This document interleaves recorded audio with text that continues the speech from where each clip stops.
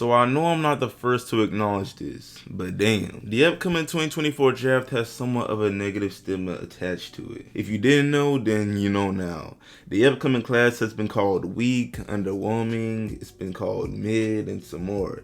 It even got as bad as an anonymous NBA team member, or basically an NBA player, coming out with a hilarious quote saying that having the first pick this year is like drafting Tobias Harris #1 overall. I mean, damn, bruh. Tobias, unfortunately, he had to catch a stray, but I ain't gonna lie, y'all, that's a pretty good analogy. Because outside of a few spotlight players, this draft doesn't seem too crazy. They don't even have a consensus #1 pick, so especially compared to recent years, it just doesn't seem like all that. However, in saying that, there is some quality talent that really just hasn't received all that much media attention. And so yeah, in today's video, we're gonna get into the 5 biggest sleepers in the upcoming draft. Players who you probably either haven't heard of or just aren't really projected to go as highly as they should be based on their talent. And yeah, this is basically a part 2 to the 5 most underrated prospects video I did about a month ago, so peep that one if you haven't. But anyway, real quick before I get into these hidden talents, y'all let me know in the comments who are some prospects y'all believe have flown under the radar and deserve more credit. And yeah, man, really quick before I go any further, what's up YouTube? Plug Speaks. Back with another video. If you're new, first of all, welcome. Go ahead and sub. Also like the video if you enjoy. I upload quality basketball content and we're on the grind for 5K, so I would most def appreciate it. And yeah, man, back to the video. Alright, so first we got Kentucky's Antonio Reeves, currently projected to go late in the 2nd round.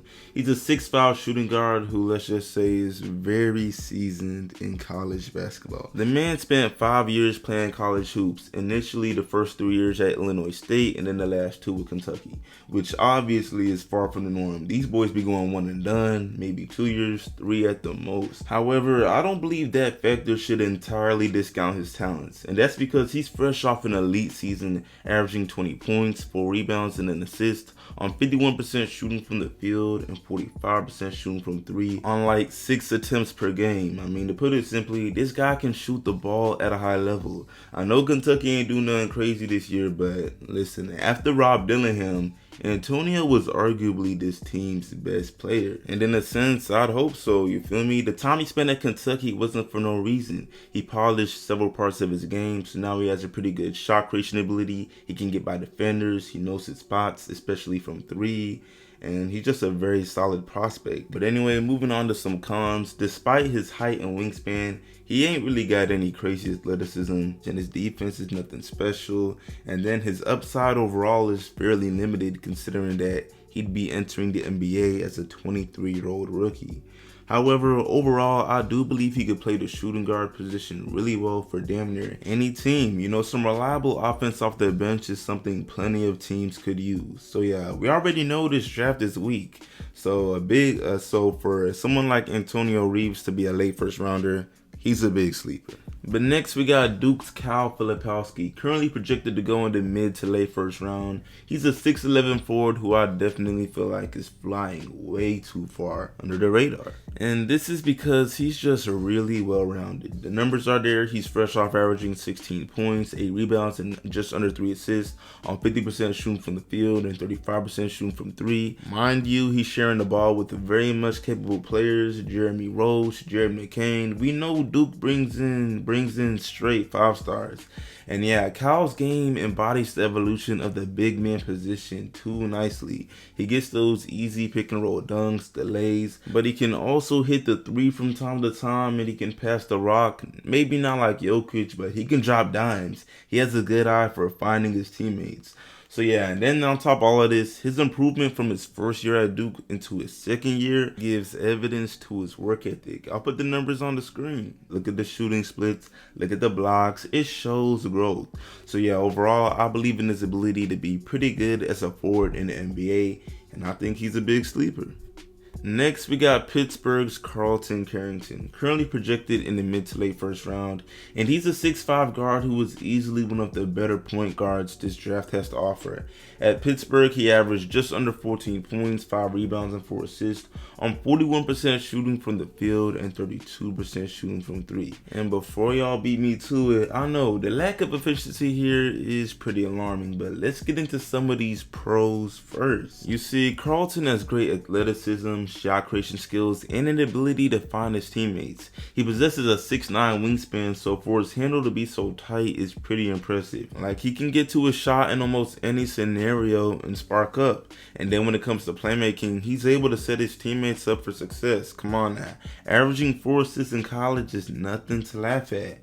But you see, on the flip side, he is a streaky scorer, like really a volume scorer. For instance, his season high in points this year came off of a performance where he shot 7 for 12 on threes. You know, just lighting it up, going crazy. Then the next game, he dropped just 12 points on 1 for 6 shooting from 3. Now, I mean, obviously, every player gonna have their ups and downs, but even Carlton's shooting splits, it shows his game lacks some consistency. But again, at the same time, this is something that could be improved, and his skill set is way too impressive for me to disregard him. And so, for what it's worth, I believe he's a big sleeper in this draft. Next, we got G League Ignite's Ron Holland, currently projected as a borderline top 10 draft pick, which I know is pretty high. Like, how could I feel like he's a sleeper? I ain't gonna lie, y'all, him being on this list has more to do with the lack of media attention and the fact that there's been like no noise around his name. You see, when players choose to go pro straight out of high school over the traditional route of college hoops, you're basically agreeing to go into a black hole because nobody really talks about the G League. It doesn't matter how incredible of a prospect they was in high school. However, even still, we gotta give this man his credit, because standing at 6'8" and being just 18 years old at the time of this vid, Ron Holland has some real potential. He's fresh off averaging 20 points, 5 rebounds, and 3 assists on 44% shooting from the field and 24% shooting from 3 in the G League. And obviously, listen, I can't pretend that 3-point percentage isn't horrendous, but beyond that, there is so much upside. He's a relentless defender, averaging nearly 3 steals a game. He's shown an ability to read the passing lane really well, and then his athleticism is up there with the best in this draft. He's explosive, acrobatic, and overall uses these attributes to wreak havoc on the court. Listen, at the end of the day, the G League may not be the NBA, but it is still a professional league, and he just put up a smooth 20-point average amongst grown men, some of which are probably aunts, uncles, probably got whole families. So yeah, more noise needs to be made around Ron Holland's name. He's a big sleeper. But anyway, moving on to the last prospect for this video, we got UCLA's Bona, currently expected to go very late in the second round. He's a 6'8" center who, let me tell y'all, has some serious sneaky potential to make a name for himself in the NBA. And I say that because although he's undersized for a center at 6'8", you really wouldn't be able to tell because he doesn't let it limit his impact on the court. Now, his offensive numbers, they're alright, and his rebounding ability could use some improvement.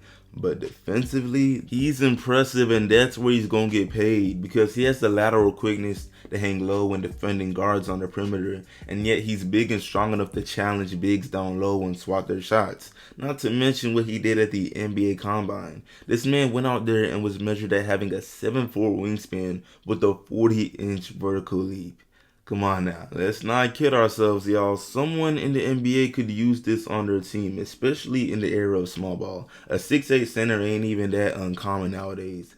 So yeah, as a result, I see Adam as a big sleeper for sure. But yeah, anyway, y'all, that's about it for this video. Y'all let me know in the comments which one of these players do y'all agree with being a sleeper the most. Did I leave anyone out? Do y'all expect there to be any surprises in the draft next week? Is Bronny a sleeper? I don't know, but yeah, that's about it. I appreciate y'all watching, man. Like the sub, share it, sub if new, all of that. I will see y'all in the next one, and I'm out.